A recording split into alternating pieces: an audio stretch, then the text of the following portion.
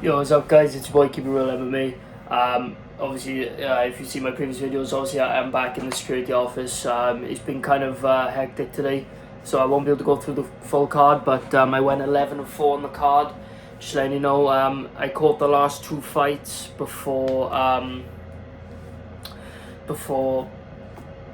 had to go to work. So yeah, but I missed the rest of the card. I've seen the highlights. I've seen what I need to see. So I'll just highlight the key ones. Terrence McKinney got knocked out. Is what it is, man. Great performance though by Bonfim. Him and his brother Gabriel. So at the end of the day, man, it is what it is. Do I think Terrence McKinney's career's over? No. I think that he can make a comeback, but at the end of the day, like, that's like 3 TKO/KO losses. I mean, I swear he got flying knee KO'd by Sean Woodston. He got TKO'd by Drew Dober. Badly too. It was a bad TKO. It wasn't a nice TKO, and he got fucking basically full on fucking knee face. Fucking flying knee KO'd again. So it's not good for him. Yeah. Hopefully it's not a chin issue. He just needs to fix up some of the things. He's a bit wild. From what I saw from the highlights, he was swinging a bit too overextended.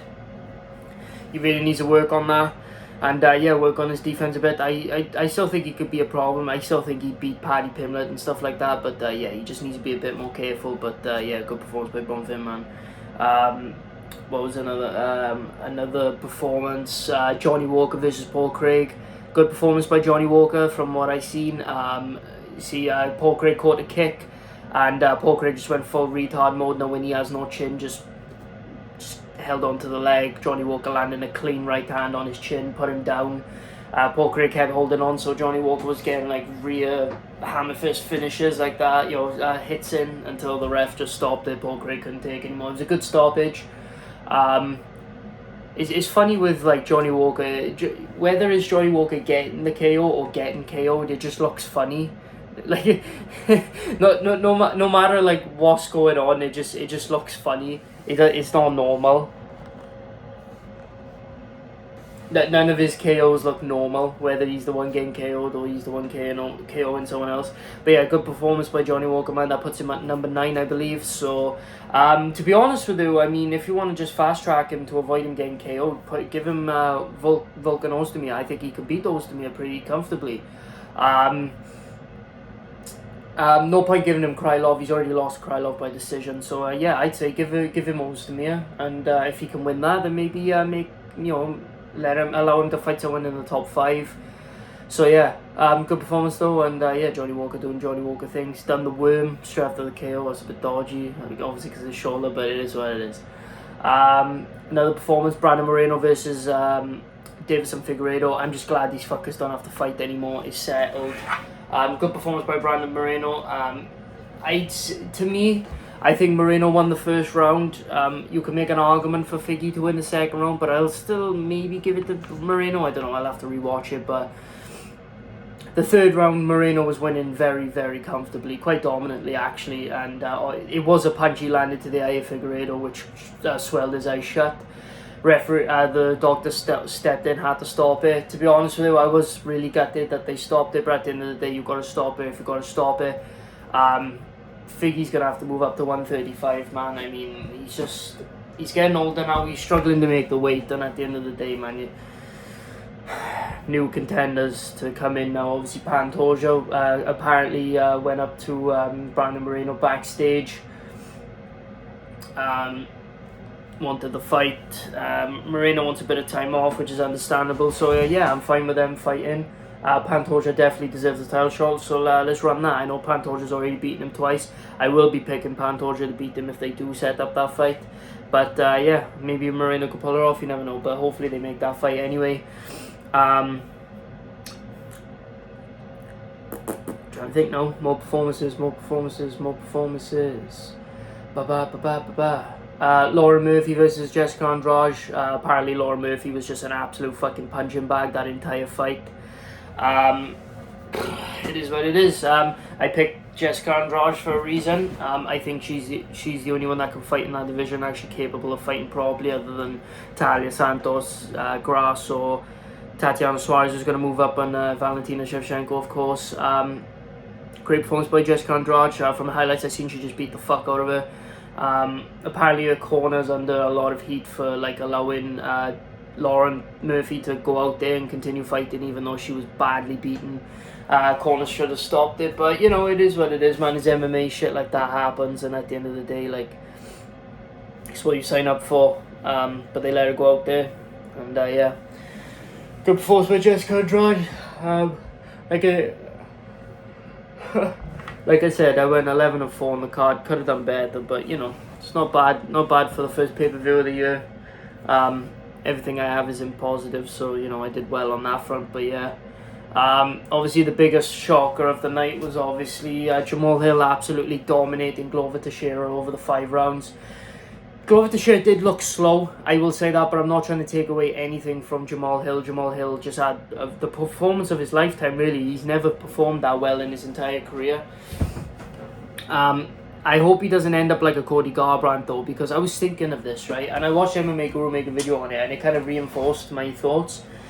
Me and MMA Guru seem to be thinking quite similarly, and what I was thinking was, when this fight got set up, I didn't say in my prediction thing, but I was like, I was thinking to myself, it could be a Cody Garbrandt situation. And if you don't know, you know, back then, so obviously, believe it or not, if you're new to MMA, believe it or not, back in the day, Cody Garbrandt was actually a good fighter, and nobody knew he had these chin problems. I know, crazy. And what happened was Cody Garbrandt was like number 6, number 7, something like that, and he got gifted the title shot against Cruz, and everybody was like, how the fuck does he deserve the title shot? He's number 7, he doesn't deserve it. And he came into that fight and he absolutely dominated Dominic Cruz over the 5 rounds and won an easy 5-round decision. Clowned on Dominic Cruz. You've probably seen the clips of him like dodging the punches and going, you know, and dancing and shit, and every time he's dropping Cruz, he's pointing at him or going like that, you know, like, or, you know, dropping him and going like that, you know. So yeah, he absolutely dominated him. But what happened after Cody Garbrandt is he then went on to get KO'd by Dillashaw twice. He then went on to get KO'd by Pedro Munoz, and then he went on to beat Rafael Assunção, but then he went on to lose to Rob Font, and then he lost to Kai Kara France. So I mean, he's had a terrible career trajectory since that fight. And I hope that doesn't happen to Jamal Hill, but I don't think he has the chin issues and not the temperament of Garbrandt, because Garbrandt's problem was his chin, but also the fact that he'd get angry and start brawling over the littlest things. Like with Pedro Munoz, he was literally piecing Munoz up. He was clearly winning the fight, and something like a little head clash happened, and he got angry and he started brawling, and Munoz ended up winning those exchanges and KOing Garbrandt. So he threw away the fight for himself. So, you know, it's loads of situations like that, but Jamal Hill seems like a cool-headed guy and he can do what he wants. I think Jamal Hill beats Jan. But I think Yuri and Ankalaev beats him though, and that's the problem. But it was a great performance, man. Performance of a lifetime. He stepped up to the plate and he did what he had to do to get that dub.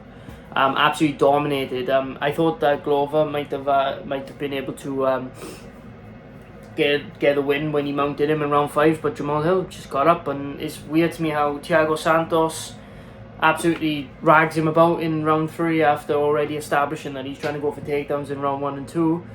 But Glover Teixeira just only got 2 out of 17 takedowns, and I believe the first time he got taken down was the 3rd round, and he pops right back up.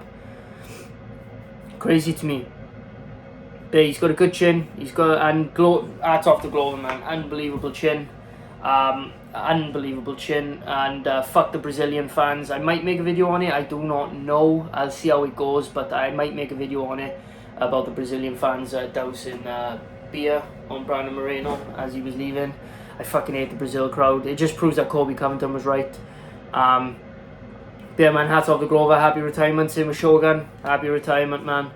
And yeah, both legends, and yeah, I'm glad that they hung up when they did, as they're getting older now. And yeah, great job by them. And hell of a chin on Glover, man. Deserve the standing ovation or an empty fucking crowd, fucking Brazilian fans. But yeah, And speaking of Colby Covington, Gilbert Burns obviously ran through Magny and called out Covington. I don't want this fight to happen. I want Covington to fight Hamzat. But if you absolutely have to do Covington versus Burns, then do Covington versus Burns, Hamzat versus Bilal. If Bilal wins title shot, Hamzat wins title shot. If Colby beats Burns, either give him the title shot after one of them two, or give him the loser of it. So if Bilal loses, give him Bilal, then title shot. If Hamzat loses, gives him Hamzat, then title shot. Same with Burns, do that. And yeah, we can get the ball rolling. But yeah, other than that, guys, that's all I can really speak on. Sorry about that. But yeah, I'll be back on the consistent uploads. It's just a lot of things happen. So yeah, thanks so much for watching, guys. If you're new, please like and subscribe. I really appreciate everybody new that comes along. So yeah, I might make a video on the Brazil crowd, like I said.